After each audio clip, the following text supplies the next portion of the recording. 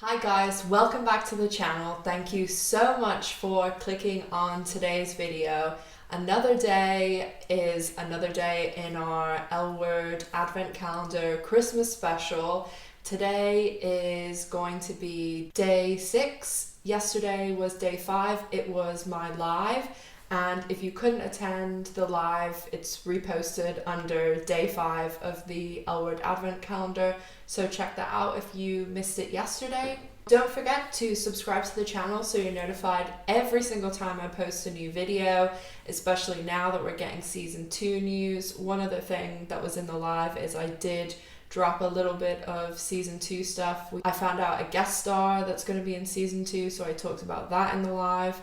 And also, if at any point you like the video, please give it a thumbs up as it really helps out the channel. So let's get going straight into our review of the OG L Word Season 4, Episode 10, Little Boy Blue.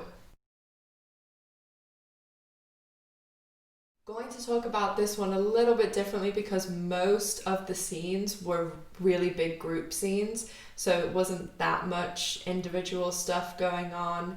Jenny, as always, starting off with her, she has chosen in this episode Kate Arden as the director. It's just quite a small scene with Jenny, Tina and Kate Arden, who we meet in this episode.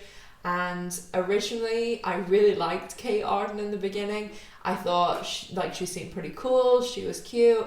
And then whenever obviously she got to the dinner party and she was shouting, and it was really cringy because obviously, you know, she was behaving that way with Jodi, and it was so uncomfortable, and you would think someone in her position would know better, so that was just awkward. Not too much Lez Girls stuff going on in this episode, just we know obviously that Kate Arden's going to direct it, and she also likes Tina, so that gets interesting in the dinner party scene for sure. So Kit in this episode, everybody else, it's revealed, you know, that Kit has been drinking. We, the audience, have known that for a few episodes now, but Papi pours her wine. Papi doesn't know that Kit's an alcoholic, and Bette kind of, you know, jumps down her throat a little bit. And I'm glad that Alice stood up for Papi and said, like, she didn't do this on purpose. So poor Kit is just still going through it with the whole Angus thing, and we do see Angus for a few seconds basically in this episode. They cannot get rid of this character faster, in my opinion, because he's just so not needed. Like, they've broken up. We know, you know, we obviously have watched the show. We know they don't get back together. I don't know why they had these, you know, one little scenes in the last few episodes. It just seems so unnecessary. Shane in this episode, obviously she's still down that Shay has left, and Paige and Jared come over and take her out for ice cream and stuff. The Paige and Shane relationship, they seem, you know, at the dinner party, they're all like, you know, happy and getting along and things, but as we know, things always seem to go so well for Shane until they're suddenly not. Shockingly, Max actually had a storyline in this episode, or something more to do than everybody being totally mean to him. And Max goes, his mum has passed away, so he goes back to, I think it's Illinois, where he and Jenny are from, and it's the mum's funeral and stuff. And honestly, like, I say this as someone who was born in Ireland and my entire family is Irish, that for this episode, I think someone said, okay, we need to, you know, name Max's sisters and dad and mum. Please go find me the most stereotypical Irish names that you can possibly get and just give them to everyone in his family. And I say that as someone who, I mean, especially the way I spell my name, Ashley is like a pretty Irish name. And then my mum, her name was Fiona too, like Max's mum. So it's just, you know, there's only so many really stereotypical Irish names, but they should have maybe had a Saoirse in there. I know that people really have issues pronouncing some of the Irish names. Saoirse Ronan, like, that I've heard some hilarious ways to pronounce her name, but there's also, you know, like some really good ones that they don't take advantage of enough in these situations, because there's always a Fiona and a Siobhan for sure. I just felt really sorry for Max overall, because there is that one tiny moment where Max's dad says, "Oh, let's go for a ride, son," but the rest of the whole time he's there, like, everyone just trash. They treat him so badly. Only one of his sisters, you know, calls him Max, and it's just I know it was bad then, but even not that much time has gone by since this episode. It's been 12 years, but it's so, and even when Max is there, he, you know, is talking about how the dad used to use all these words, and he says some of the words, and it just it makes my skin crawl. It makes me so uncomfortable. It makes me so uncomfortable that they're so transphobic to Max. It makes me so uncomfortable that they're using those words. But if anyone hasn't seen the Netflix documentary Disclosure, go over the Max character in the L Word and how it, you know, affected people and why he was problematic. Well, the way he was treated was problematic. It's a really, really good documentary. I've watched it like 3 times now, and I couldn't possibly say anything anywhere close to what is explained in Disclosure. So I would just recommend everyone to go and watch Disclosure, because it's brilliant. It's really, really good. On to Helena, who I'll talk about the race scene as well. And it just, I think the whole race thing could have been summed up by when Tasha looks behind her and sees Helena and Catherine in the skybox, and her face was just like, what are these people doing? But I mean, you cannot just show up at a racetrack with $150,000 and just be like, yeah, I'm gonna put this on one. That would never happen. Like, I've been going to racetracks since before I could walk or talk. My dad has owned racehorses in my entire life. Like, I rode my entire childhood, and basically all my adult life, I worked for PokerStars, Microgaming, 138, all the biggest online gaming companies in the world. So this is my area of expertise. And yeah, you don't just walk on with a suitcase of cash and be like, oh yeah, like, even if you make an account on PokerStars, I loved working for them. They were great. They treat people the staff so well. And when you go on, you make an account, if you spend a certain amount of money, you have to like prove that it's not money laundering or stolen or anything like this. You can't just walk in and be like, yeah, here you go, here's a suitcase full of money. And also, just my tip to you, if you ever go to a racetrack, nothing is a sure thing, nothing at all. I cannot over explain this enough, that there is nothing that is a sure thing, like, no way, shape or form. My dad's trainer is actually the same trainer who has trained the Grand National winner the last couple of years. Tiger Roll's the horse's name, and even he would tell you there's nothing that's a sure thing. Also, unless the odds are terrible, you should never ever bet to win.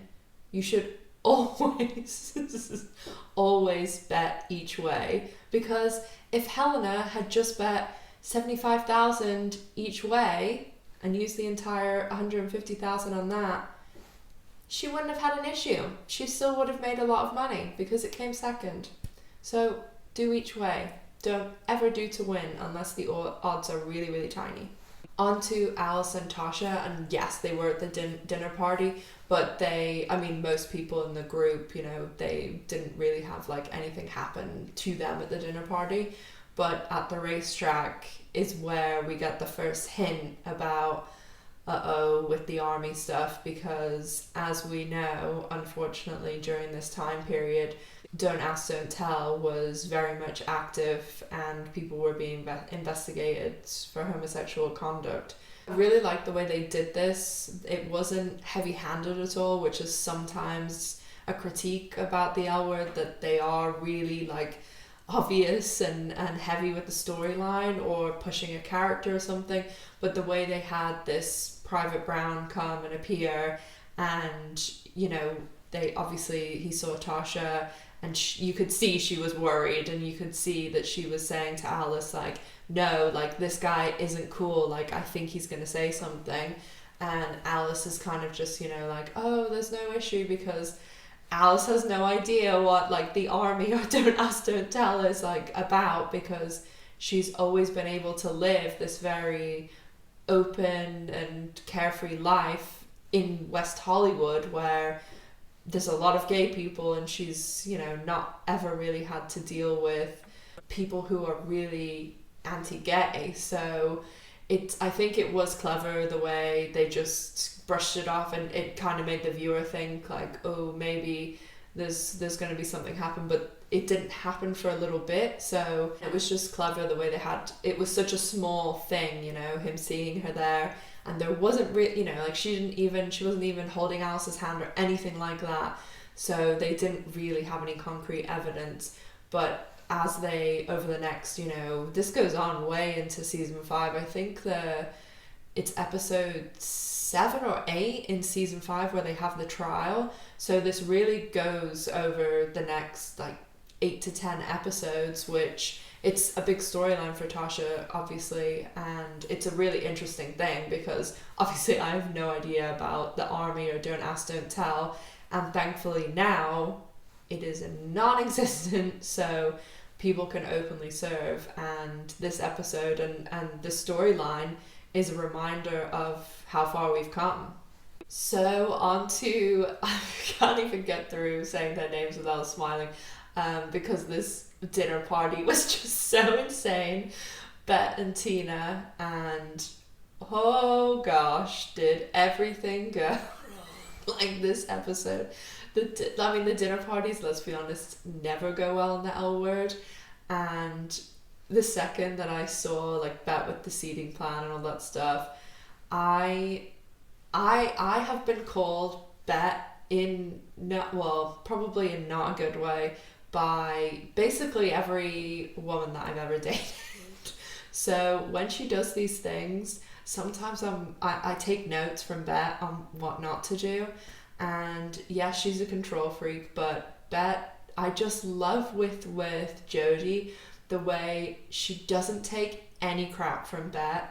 And with the whole, you know, Tina comes and you can tell straight away, like Tina says, oh, you look really beautiful to Bette, and they start like looking at each other. You can tell Bette is like, she's brought this woman and this woman likes Tina and she's calling her hot, and Bette's like getting, you know, riled up. And as Jodi said, she tries to control like everything that's going on. So I mean, you all know that I love Bette, she's my favorite character. But Jodi was making some solid points about what Bette was trying to do, and it was not going her way. And as someone who has to keep themselves in check, that's the difference between Bette and I, though. Like, my natural nature is to try and do that sometimes, but you have to know better when you're an adult. And I said this to someone yesterday, I was like, you gotta be better, Bette. Like, she never learns, and Jodi just really called her out. And Tina and the director, I don't know why they just got rid of that character after season 4. Maybe the actress wasn't available or something, but the way, I mean, I thought Tina and Kate Arden had like quite a good rapport, and Kate also seemed pretty cool apart from the whole thing with Jodi. And you know, it's just a throwaway line that we get in the first episode of season 5 that, oh no, Kate's been fired by the billionaire guy, William. So it's the L Word. Characters disappear all the time. Kate Arden's lucky she got a throwaway line about where she went, because by the time we got to season 5, Papi disappeared too, and we only, we didn't find out what happened to her until she popped up in one episode in season 6. And that's pretty much it for this episode, guys, after the dinner party from hell. But did we expect anything else from the L Word and their famous dinner party scenes? Because they normally do not go over smoothly. If you enjoyed the video, please give it a thumbs up, as it really helps out the channel. And if you're not already subscribed, make sure to subscribe to the channel.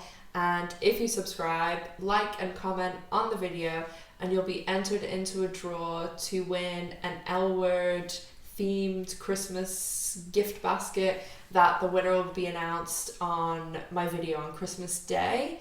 And also I'm giving away the L Word Generation Q Season 1 on DVD when I do the finale of Season 4, which will be in probably about a week, because I have episode 11 and 12 to go, obviously.